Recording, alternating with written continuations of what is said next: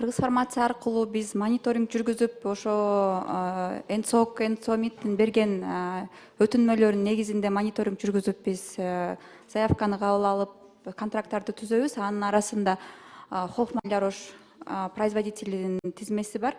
Өзүңүздөр билгендей, бул оригиналдуу препараттар, көбүнчө патенттери бүтө электер.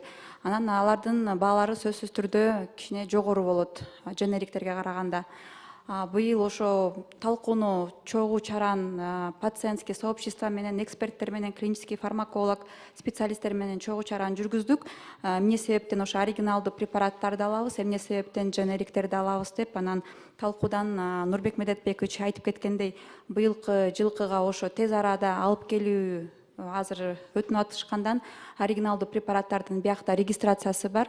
Ошол себептен кичине жогору болсо дагы 80% химия таргетный препараттарды Хофман Лароштун компаниясы алып келмей болду. Тез арада майдын ичинде алып келип беребиз деп. Ошо жанакы айтып кеткен СМА деген ооруга тиешелүү жана Золгесманы дагы айтып кетсем, жана кичине может өзүмдүн эмемди айта албай калдым. Ошо препаратты Арузатка $1 миллион чогултуп бергенде, ошо Золгесманы сайышкан. Сайгандан кийин бул дары өзүнүн эффективин бербеген себептен кийинки ошо Риздипламга өтүшкөн да. Азыркы күндө ошо кичинекей бала Арузат ошо Риздиплам менен өзүн жакшы сезип алып келатат.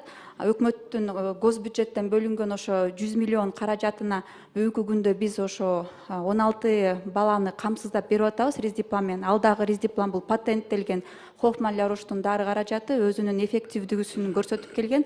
Буюрса 25-жылкыга дагы жакшы акча каражат бөлүндү.